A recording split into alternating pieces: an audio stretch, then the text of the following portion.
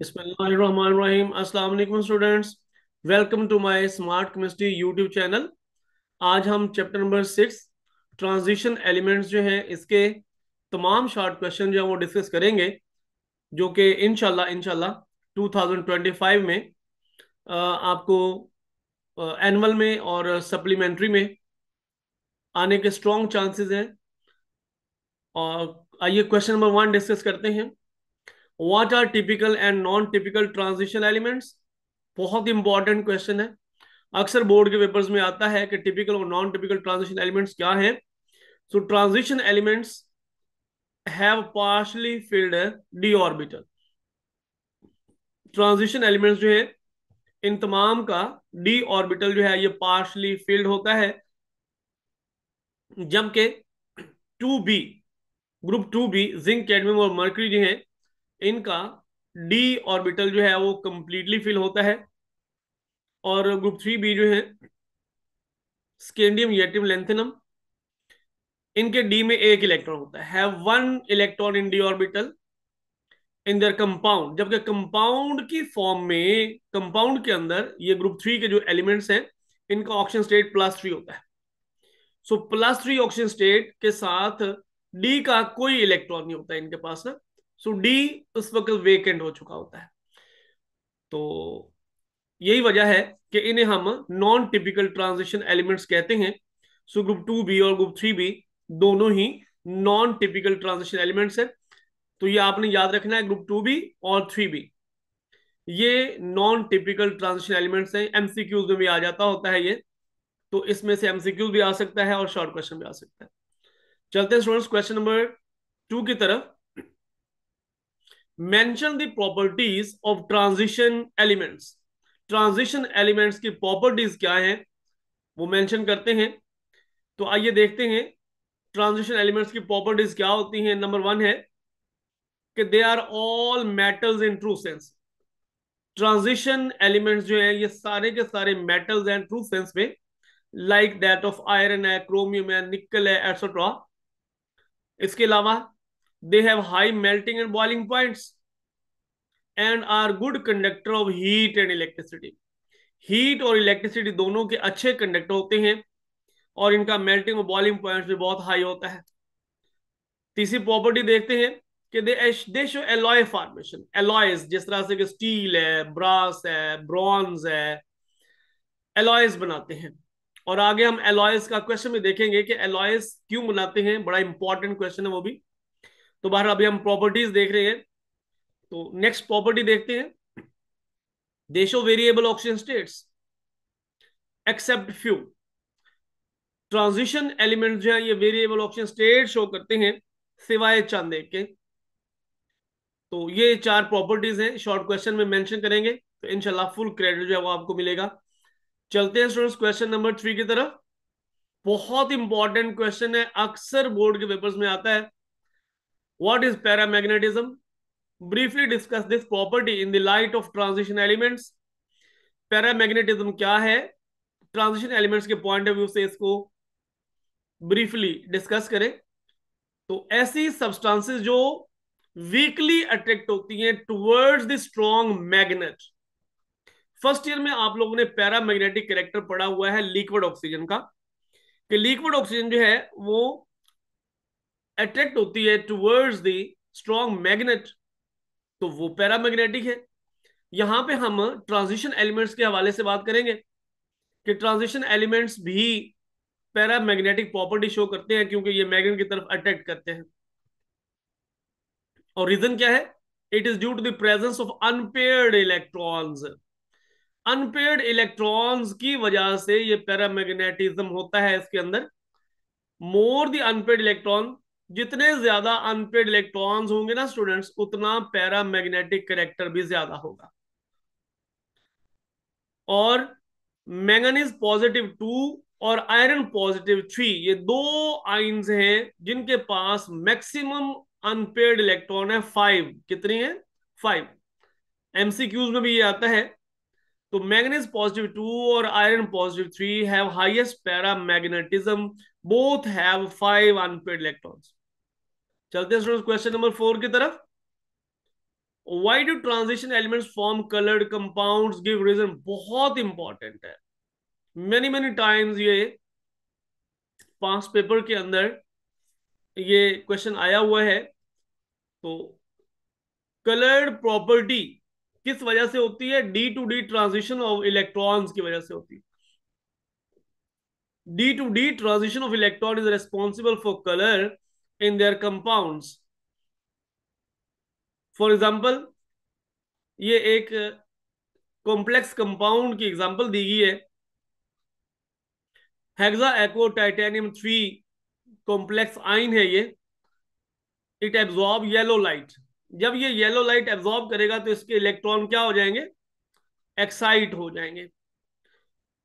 तो जब ये वापस फॉल बैक करेंगे, डी एक्साइटेशन होगी, तो ये जो लाइट इमिट करेंगे वही उसका कलर नजर आएगा।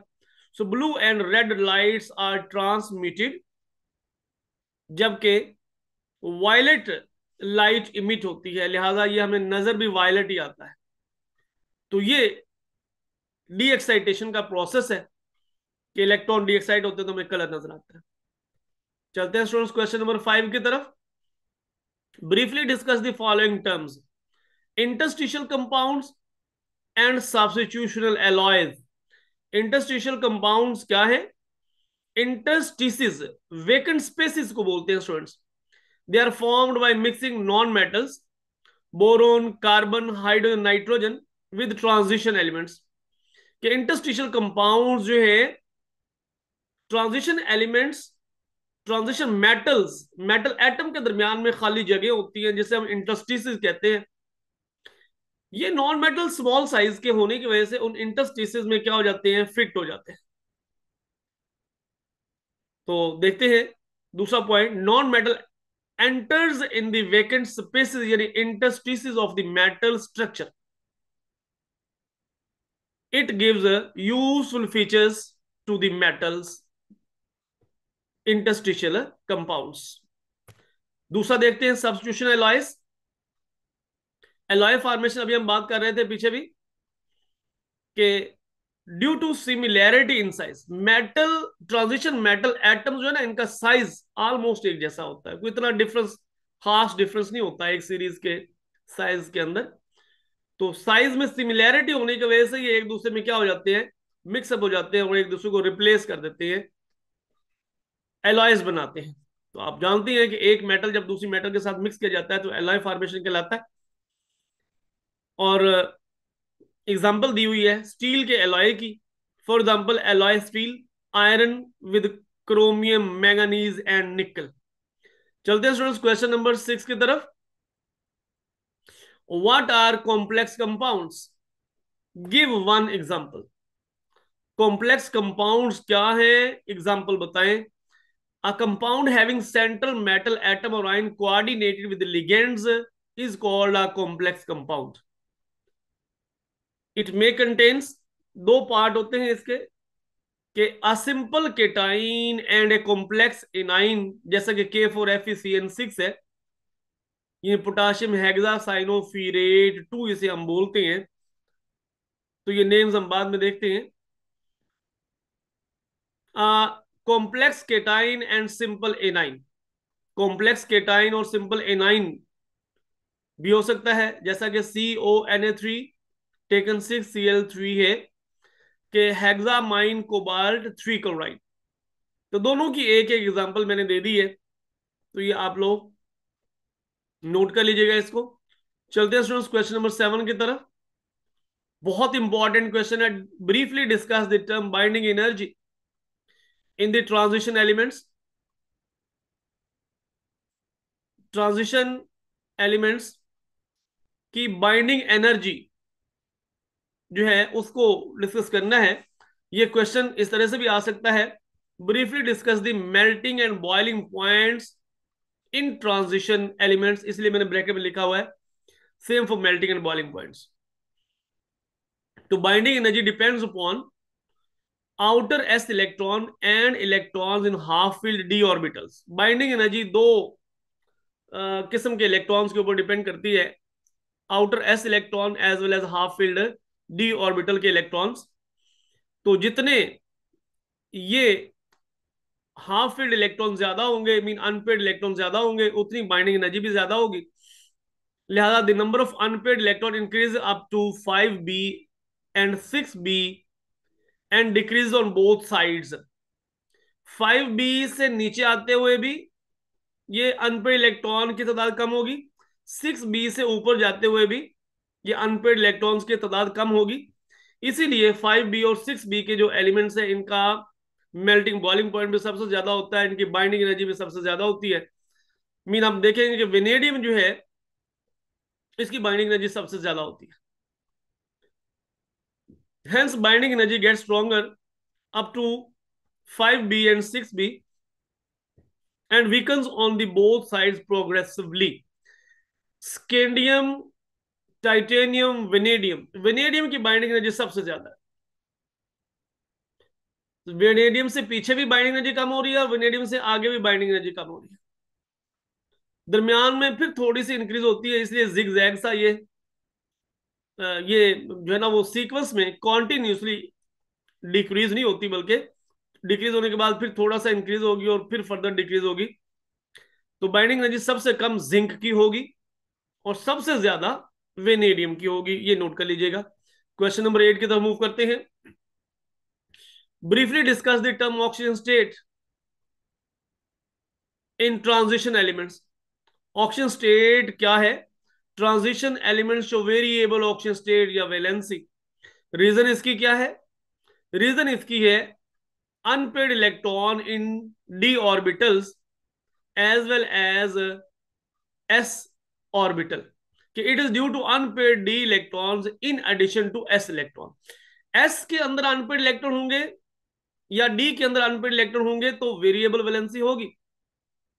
और यही वजह है कि ये डी के 5 ऑर्बिटल है और एस का 1 ऑर्बिटल है, 6 ऑर्बिटल है। तो जब इनमें अनपेड इलेक्ट्रॉन जो है वो वेरी करेंगे तो स्टूडेंट्स ऑक्सीजन स्टेट भी वेरी करेगा।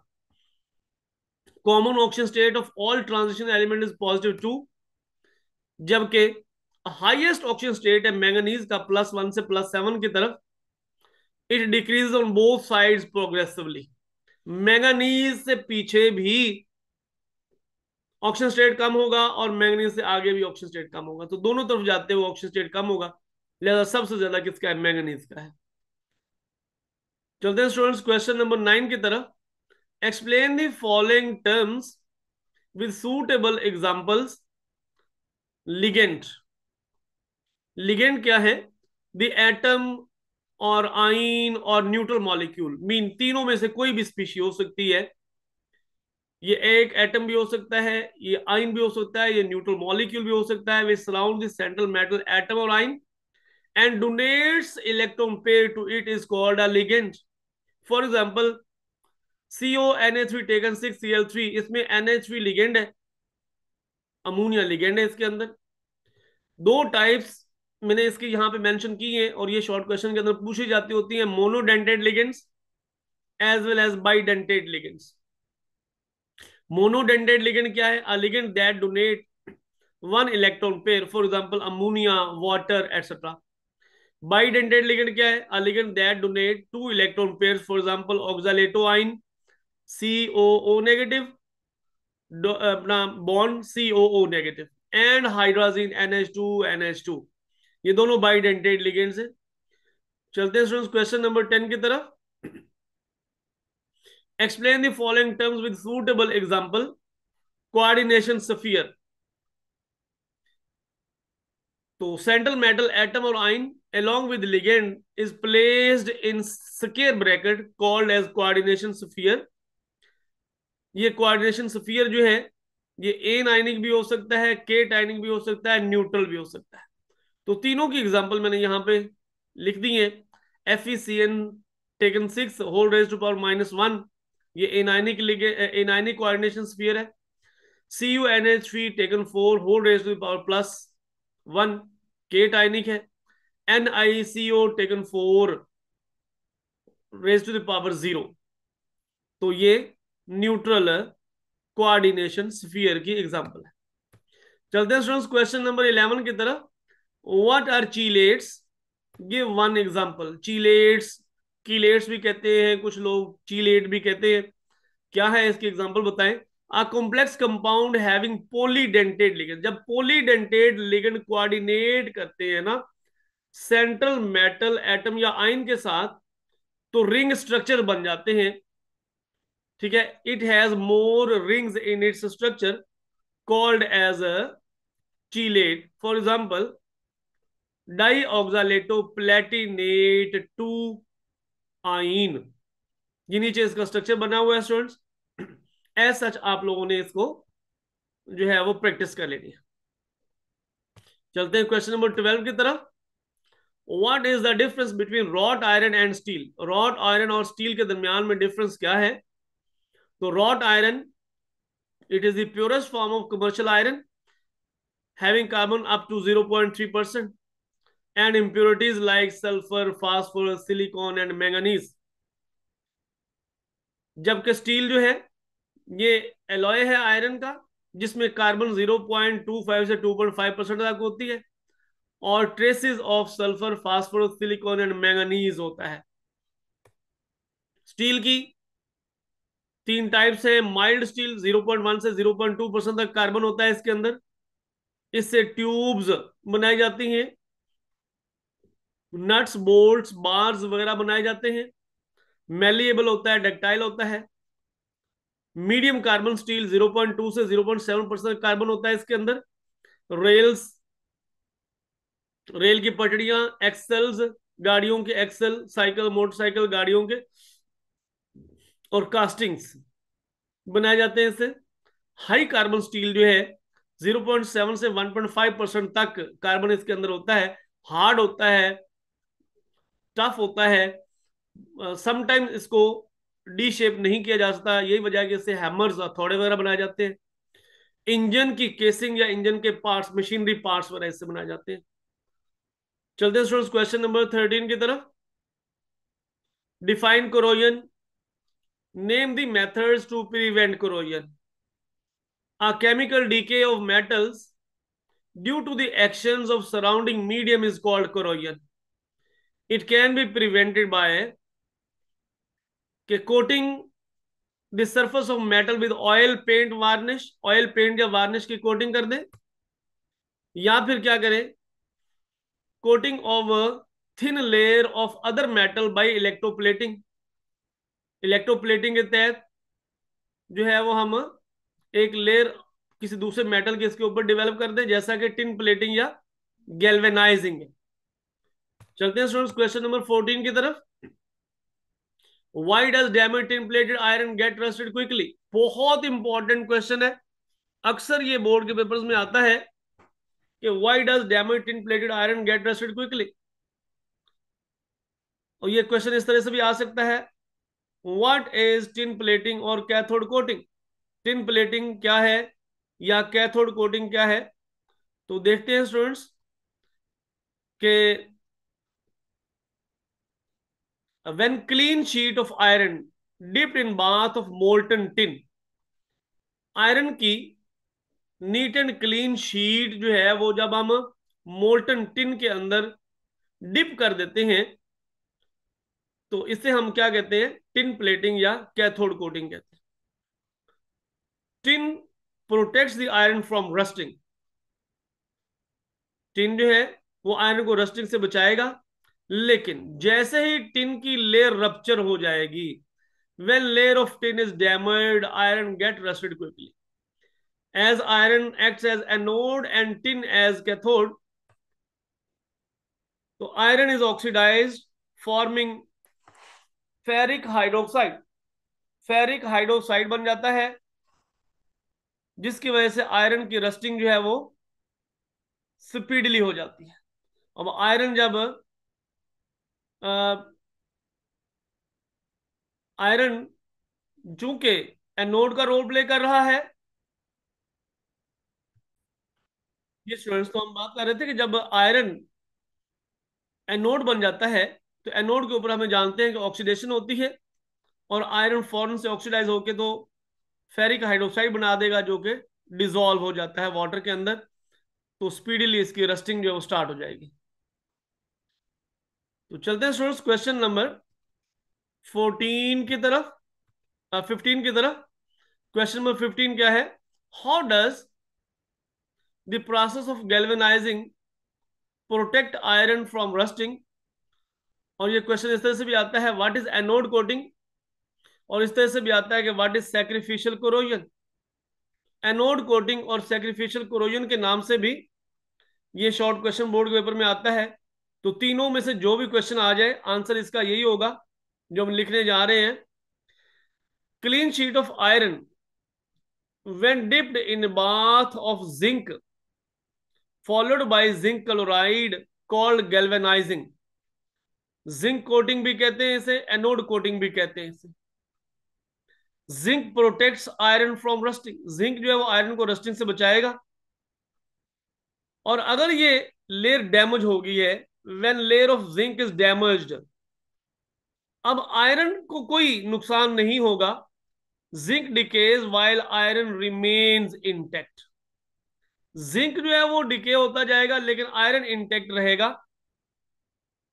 As iron become cathode and zinc acts as anode, this is also called sacrificial corrosion. चलते हैं स्टूडेंट्स क्वेश्चन नंबर 16 की तरफ। Why does aluminium corrode rapidly when in contact with copper? Aluminium जब copper के साथ in contact होता है तो एल्यूमिनियम की रस्टिंग क्यों स्पीडली होती है? ये क्वेश्चन इस तरह से भी बोर्ड के पेपर्स में आया हुआ है, under what conditions aluminium corrode? तो दोनों में से जो भी क्वेश्चन आ जाए, आंसर हम यही लिखेंगे। When aluminium and copper are in contact with each other, aluminium acts as anode and copper as cathode. तो बस ये आपने याद रखना है कि जो चीज एनोड का रोल प्ले करेगी वो ऑक्सीडाइज हो जाएगी, और ऑक्सीडाइज होके तो वो डिसॉल्व होने लग जाएगी। तो यही वजह है कि एल्यूमिनियम जो है वो एक्टिव मेटल है, और एल्यूमिनियम ऑक्सीडाइज हो जाता है और एल्यूमिनियम हाइड्रोक्साइड बनता है जो कि पानी के अंदर डिजॉल्व हो जाता है, which dissolve rapidly in water, hence aluminium corrode rapidly. जबकि कॉपर जो है वो इनटेक्ट रहता है, क्योंकि कॉपर जो है वो लेस एक्टिव मेटल है और एल्यूमिनियम जो है वो एक्टिव मेटल है। तो एक्टिव मेटल होने की वजह से एल्यूमिनियम जो है वो ऑक्सीडाइज हो जाता है। चलते हैं स्टूडेंट्स क्वेश्चन नंबर 17 की तरफ। बहुत इंपॉर्टेंट क्वेश्चन है। How chromate ions are converted into dichromate ions also give the structures। Chromate ion और डाइक्रोमेट आयन किस तरह से एक दूसरे में इंटर कन्वर्ट होते हैं? तो लिखा हुआ है कि in an aqueous solution chromate ion and dichromate ion exist in equilibrium. देखें कि क्रोमेट के अंदर जब हम एसिड डाल देंगे तो डाइक्रोमेट बन जाएगा, और डाइक्रोमेट में अगर हम बेस डाल देते हैं तो ये क्रोमेट में कन्वर्ट हो जाएगा। देखते हैं। If an alkali is added, equilibrium will be shifted towards left. अगर हम इसमें अल्कली डालते हैं, बेस डालते हैं, तो बेस क्या देगा? ओ एच आइन देगा। एच आइन के साथ मिलकर वाटर बनाएंगे, वाटर की कंसंट्रेशन बढ़ जाएगी। जब वाटर की कंसंट्रेशन बढ़ेगी तो मीन प्रोडक्ट की कंसंट्रेशन बढ़ रही है, रिएक्शन किधर जाएगा? Backward direction. इसलिए लेफ्ट की तरफ इक्विलिब्रियम शिफ्ट हो जाएगा और क्रोमेट आइन बन जाएंगे। और अगर हम इसमें एसिड डालेंगे, if an acid is added equilibrium will shift towards right, तो इक्विलिब्रियम जो वो राइट की तरफ शिफ्ट हो जाएगा। क्वेश्चन इस तरह से भी आता है कि क्रोमेट आयन और डाइक्रोमेट आयन का स्ट्रक्चर ड्रॉ करें। तो स्टूडेंट्स ये भी स्ट्रक्चर भी आप लोगों के सामने नीचे ड्रॉ किए हुए हैं, वो भी आप लोग नोट कर लीजिएगा। चलते हैं क्वेश्चन नंबर 18 की तरफ। स्टेडलर प्रोसेस के तहत KMnO4 प्रिपेयर कैसे होती है? तो स्टेडलर प्रोसेस के तहत कहते हैं कि K2MnO4 के ग्रीन सोल्यूशन में से जब क्लोरीन गैस पास ऑन करेंगे तो ये आहिस्ता आहिस्ता पर्पल होता जाएगा, KMnO4 बन जाएगा। रिएक्शन लिखा हुआ है कि K2MnO4 plus chlorine goes to KCl and KMnO4। Chlorine gas के अलावा कार्बन डाइऑक्साइड गैस भी पास ऑन की जा सकती है। कार्बन डाइऑक्साइड गैस जब पास ऑन करेंगे ग्रीन सोल्यूशन K2MnO4 में से, तो वो भी आहिस्ता आहिस्ता पर्पल होता जाएगा। जब पर्पल हो जाएगा तो हम carbon dioxide gas pass on करना स्टॉप कर देंगे। रिएक्शन लिखा हुआ है K2MnO4 plus water plus carbon dioxide goes to potassium hydrogen carbonate, KMnO4 and MnO2 बनता है। क्वेश्चन नंबर 19 की तरफ स्टूडेंट्स चलते हैं। What is chromyl chloride test, give its significance. Chromyl chloride test क्या है? तो कहते हैं कि जब सोल्यूशन के अंदर क्लोराइड आयन मौजूद होंगे तो उनकी कंफर्मेशन के लिए ये टेस्ट किया जाता है। This test is use for the confirmation of chloride ion in solution. Perform कैसे करते हैं? पोटाशियम डाइक्रोमेट सॉलिड लेते हैं टेस्ट ट्यूब के अंदर, उसमें सॉलिड साल्ट डालते हैं जैसा कि सोडियम क्लोराइड है, इसके अंदर पुट कर देते हैं और फिर ऊपर से हम concert sulphuric acid pass on करते हैं, तो ऑरेंज फ्यूब बन जाते हैं क्रोमाइल क्लोराइड के। तो ये क्रोमाइल क्लोराइड टेस्ट है। रिएक्शन लिखा हुआ है नीचे, potassium dichromate plus NaCl plus sulphuric acid goes to potassium hydrogen sulphate, sodium hydrogen sulphate, chromyl chloride CrO2Cl2 chromyl chloride कहलाता है, साथ में वाटर प्रोड्यूस होता है। चलते हैं स्टूडेंट्स क्वेश्चन नंबर 20 की तरफ कि give the reaction of KMnO4 and K2Cr2O7 with H2S। H2S के साथ इनके सेपरेटली रिएक्शन बताएं। तो पोटाशियम डाइक्रोमेट जब H2S के साथ रिएक्शन करता है, सल्फ्यूरिक एसिड की मौजूदगी में रिएक्शन होगा, तो K2SO4 बनेगा, पोटाशियम सल्फेट, क्रोमियम सल्फेट और वाटर प्रोड्यूस होगा, जबकि सल्फर फ्री हो जाएगा। अब इस रिएक्शन को याद करने का तरीका यह है कि पोटाशियम डाइक्रोमेट और सल्फ्यूरिक एसिड जब आपस में रिएक्शन करते हैं तो ये ऑक्सीडाइजिंग एजेंट है, तो ये H2S जो है उसे ऑक्सीडाइज कर देते हैं, तो H2S जो सल्फर में कन्वर्ट हो जाता है। पोटाशियम पर मैंगनेट के साथ भी ऐसा ही है। पोटाशियम पर मैंगनेट जब सल्फ्यूरिक एसिड की मौजूदगी में रिएक्शन करेगा तो ये भी ऑक्सीडाइजिंग एजेंट है, तो H2S को ये ऑक्सीडाइज कर देगा सल्फर के अंदर। So potassium sulphate, magnesium sulphate, water और साथ में सल्फर प्रोड्यूस होगा। स्टूडेंट्स इसमें KMnO4 और K2Cr2O7 जो है पोटेशियम डाइक्रोमेट और पोटेशियम पर मैंगनेट के यूजेस बाजुकात आ जाते हैं, तो दोनों का एक कॉमन यूज है कि ये ऑक्सीडाइजिंग एजेंट के तौर पे यूज होते हैं। तो वो एक कॉमन यूज आप लोग नोट कर लें कि KMnO4 भी ऑक्सीडाइजिंग एजेंट है, K2Cr2O7 भी ऑक्सीडाइजिंग एजेंट है। एक एक रिएक्शन, एक एक यूज इसका मैं वैसे आपको दूसरा बता देता हूँ कि पोटेशियम डाइक्रोमेट जो है ये टैनिंग लेदर इंडस्ट्री में यूज होता है पोटेशियम डाइक्रोमेट, और KMnO4 जो है, KMnO4 ये एंटीसेप्टिक के तौर पे भी यूज होता है। तो ये दो दो यूज इसके हैं, तो आप लोग ये नोट कर लीजिएगा। तो नेक्स्ट नेक्स्ट लेक्चर तक के लिए अल्लाह हाफिज, टेक केयर।